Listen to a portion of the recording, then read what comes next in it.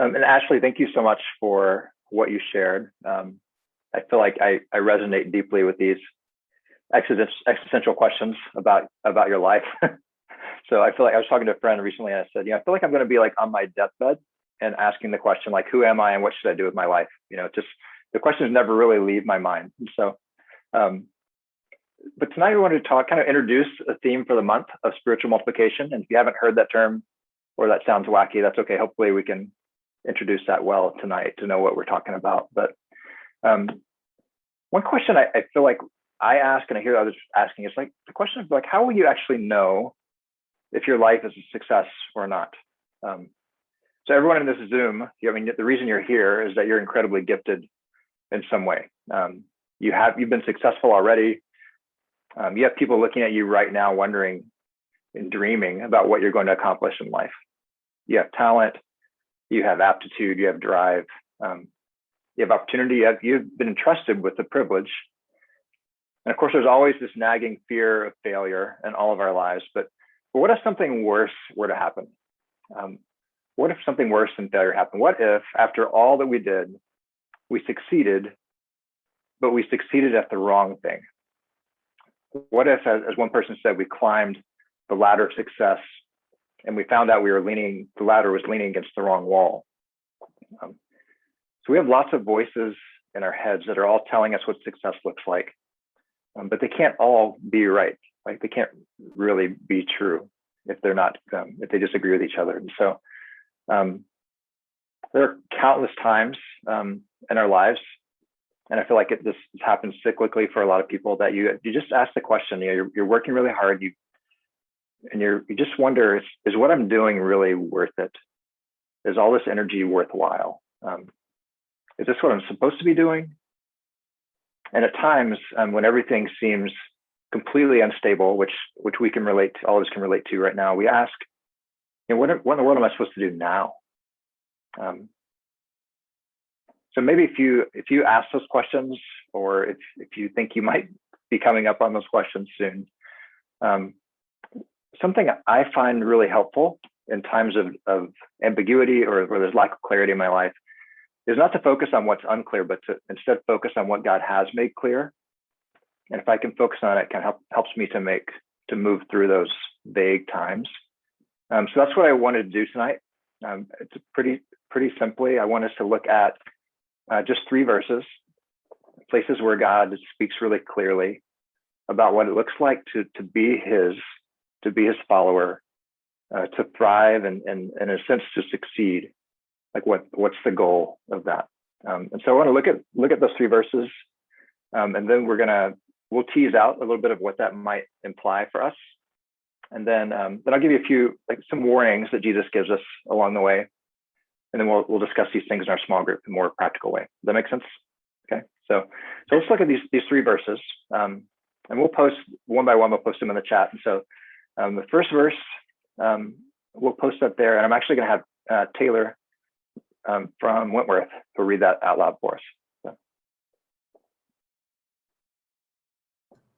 Alrighty. Matthew 22:37-40.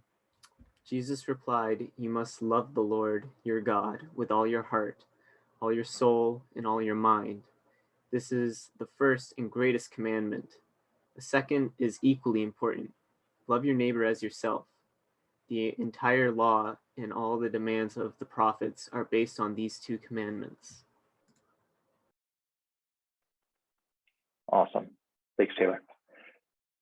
So this is, some call this the Great Commandment or the Greatest Commandment because it's mentioned in that text. But if you can only remember like one verse that we talked about tonight, remember this one. This is really the one goal. Everything else is downstream from this goal. That whatever else we do, God's greatest desire, our greatest measure of success or failure is the answer to the question, like, am I actually loving well? That's what God cares most about. So let's look at the second verse.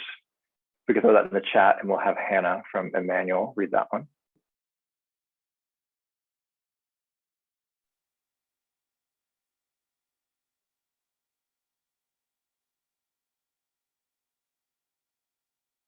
I think you might be muted, Hannah. Sorry.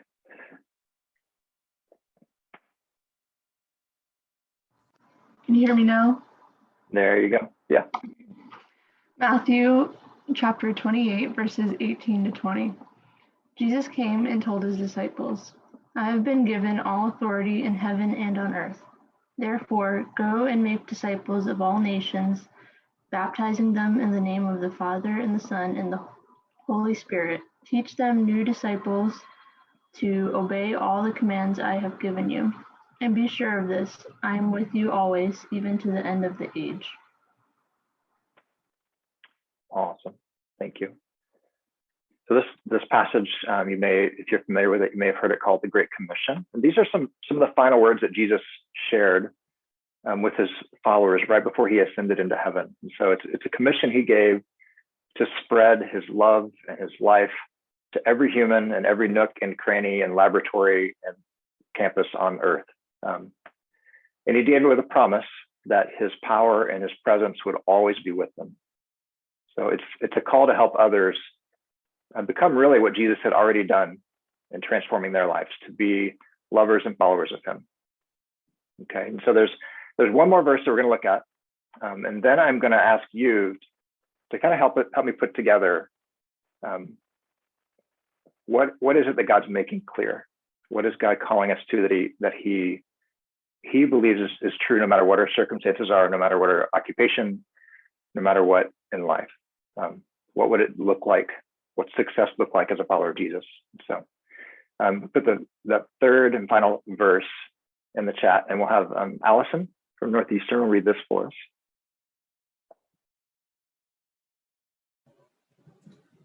So 2 Timothy chapter 2, verse 2 says, You have heard me teach things that have been confirmed by many reliable witnesses. Now teach these truths to other trustworthy people who will be able to pass them on to others. Awesome. Thanks, Allison. So this is spiritual multiplication. This is kind of the theme for this month. And we'll come back to this idea in just a minute. But this is kind of a clear call to not only just help others know and love Jesus, but also to equip them and send them in the same way Jesus had done his followers. So the person writing this letter was a man named Paul, and he's writing to Timothy. And Paul had taught Timothy about Jesus, but he'd also taught Timothy and charged him to teach others. And those others, it says, would be able to teach others after them. And so in this one verse, there's, not counting Jesus, obviously, there's 4 generations of people that are mentioned, that they're passing on not only how to know Jesus and who Jesus is, but how they can help others do the same thing. And so that's the idea of a spiritual multiplication.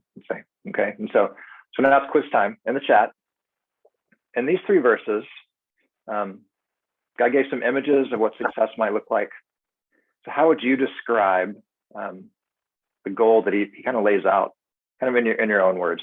How would you describe the goal? How would you describe the process? What things do you notice?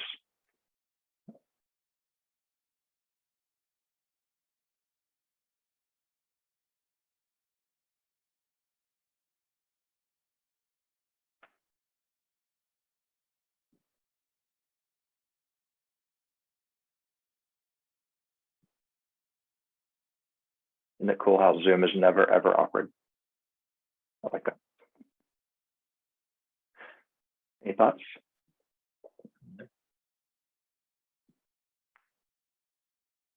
Okay, yeah. He uses people to share. Wants to love others. Love people like Jesus so they may know Jesus. Okay. Love God, love others, and don't let it end with you.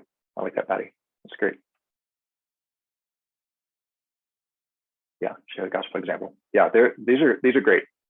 There are different ways you kind of capture these things. So one way that I like to think about it, I don't know if this would be helpful to you or not. If it's not, forget it. But like I want to love Jesus.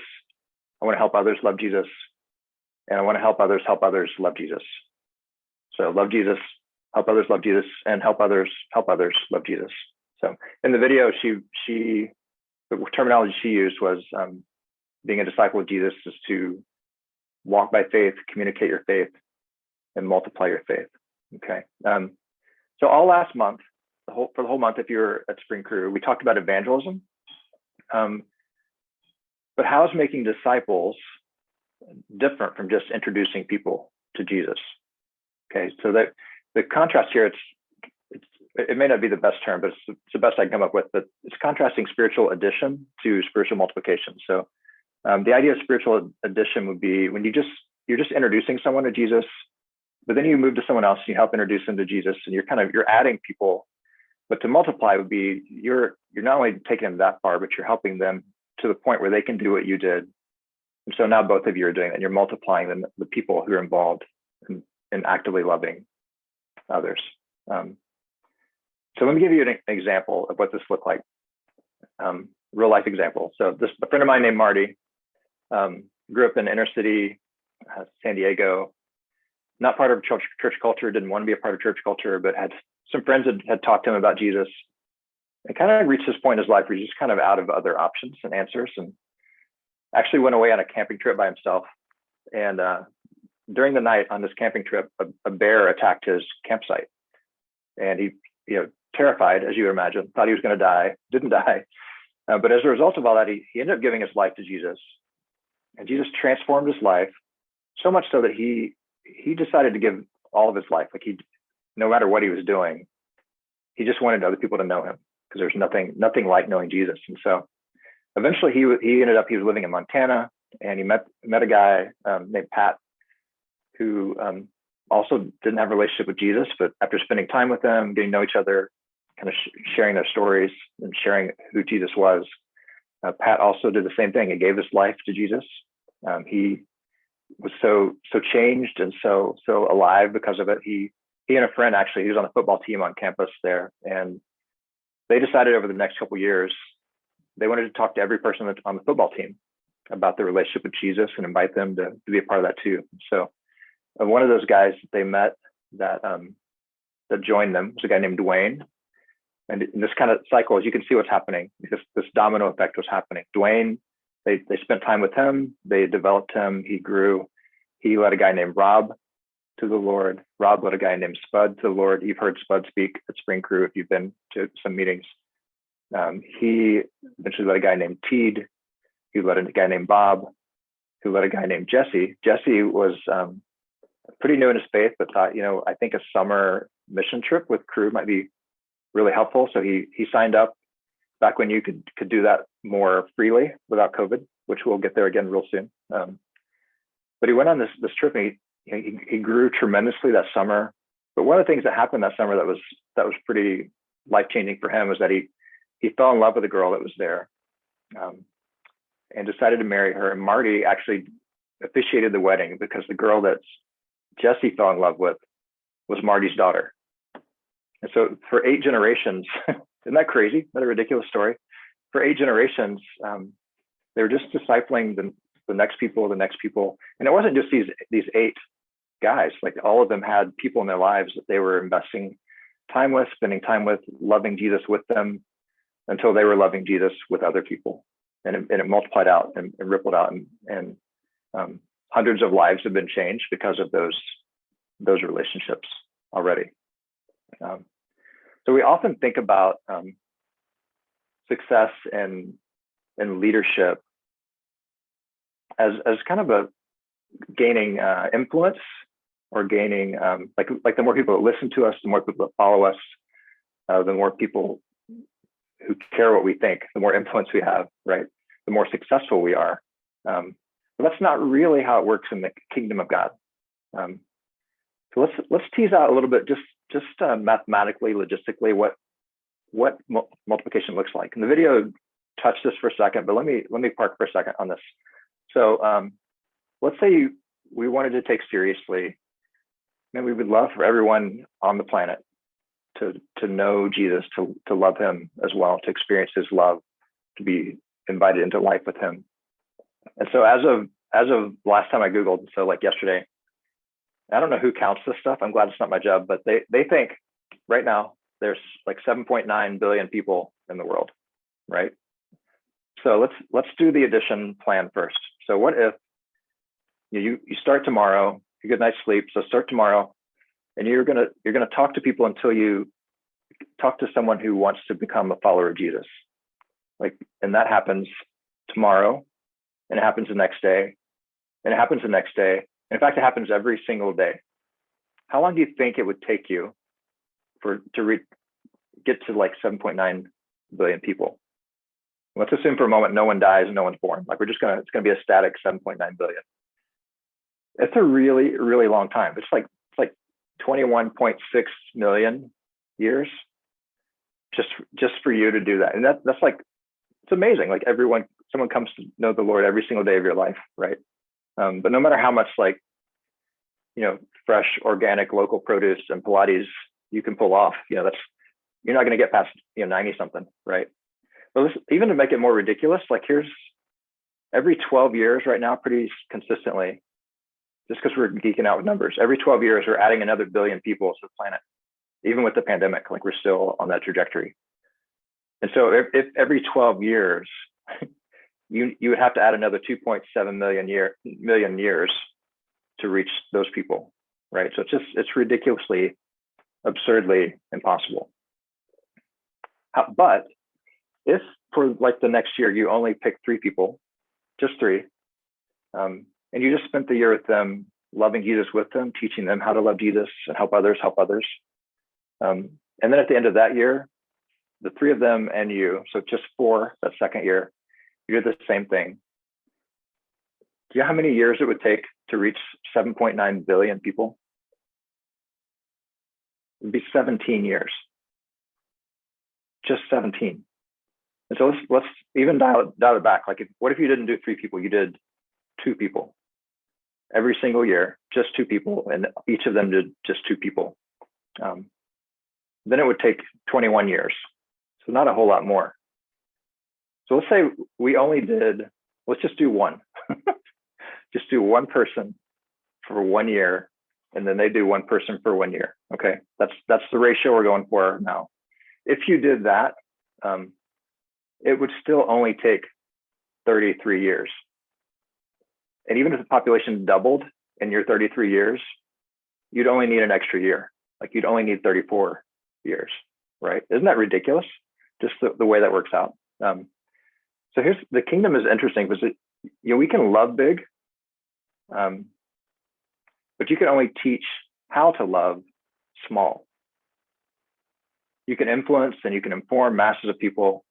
You can get them information, but you can only help a few become true disciples at a time, because it takes time and it takes relational intentionality.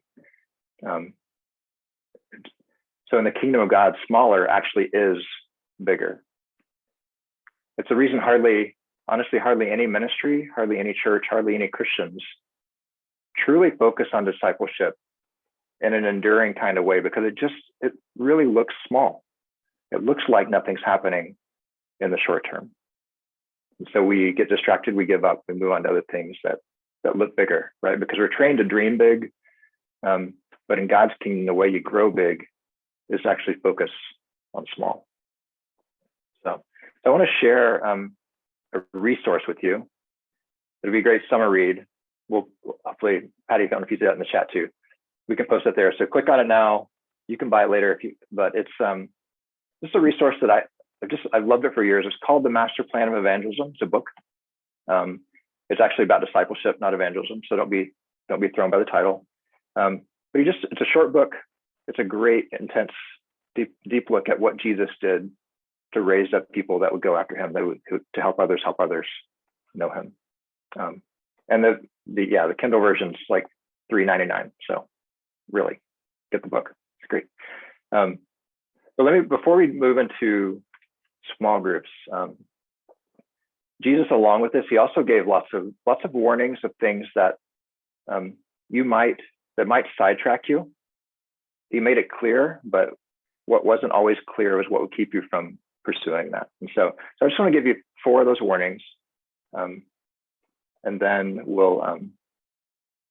I'll pray for you and we'll send you off. And so first warning that Jesus mentioned, or that he implied, is that knowledge alone is not the same as growth. So knowledge alone is not the same as growth. Jesus did not say teach them, but he said teach them to love me by obeying all my commands, which is a really different thing to do. And that, a good teacher who doesn't help you live what you're learning, they might just be making you proud and actually moving you further away from Jesus instead of closer to Jesus. So we don't want others to love Jesus. We don't help others love Jesus by just telling them about it. We have to do it with them because knowledge alone isn't growth. The second warning is that it's a body, not a pyramid. So when we see diagrams like multiplication where there's, we teach someone and they teach 3 people and they teach 3 people, because of our Western culture, we tend to picture like a business model that's like a pyramid, a model where we're at the top and others are under us, and we're replicating our manpower, replicating our profit, increasing our profits. But that's not the image that God has, because it's not about us at all. We're not pointing people to us, right? We're pointing people to Jesus. In Ephesians chapter 4, a passage I dwell on a lot is that God gives us an image of how we grow. The image that he describes, that everyone who believes in Jesus is united in one body, and like a human body is the image. And we all have different roles in the body.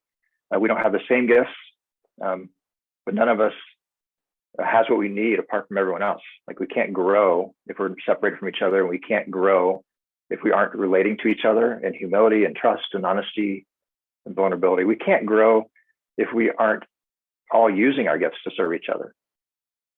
But even when we do grow, it says we grow towards the head, and the head is never us. The head is always and only Jesus, because it's a body, it's not a pyramid. The third warning of 4 is that death actually brings life. We can't grow without giving. So Matthew chapter 16, a little bit before the Great Commission, Jesus was talking to his disciples, and he said, if any of you wants to be my follower, you must give up your own way, take up your cross and follow me. If you try to hang on to your life, you'll lose it. But if you give up your life for my sake, you'll save it. The kingdom of God is upside down kingdom, right? You only grow by giving your life for others. If you want to grow, then help someone else grow. The only way to show someone how to love by putting others first is actually by putting them first. So instead of obsessing, like we often tend to do, about what are my strengths and what are my weaknesses and what's my plan for my self-improvement, obsess about helping others thrive. What does it look like for her? What does she need? What does she need to see? What does she need to know? What does she need to experience to flourish and love Jesus in a deeper way? Because dying to ourselves actually connects us to the life of Jesus, because death actually brings life. And the fourth warning, and then I'll pray for you and let you go, is that, and this one's so counterintuitive to us, but if we avoid suffering, we actually avoid Jesus. So right before Jesus commissions his followers at the end of Matthew, the book of Matthew, he was giving them a number of warnings. And one of those was in Matthew chapter 25, where he explains that the way you know you're a follower of Jesus is if you love and serve those who are suffering. And to those who spent their lives avoiding the weak and the lonely and the poor, who saw physical needs as someone else's responsibility, Jesus says by avoiding those people, they actually missed him. Because Jesus so attaches to those who are suffering that if we avoid those people and their pain, or even our own pain, then we actually don't get to experience the fullness of who Jesus is either. Because if we avoid suffering, we avoid Jesus.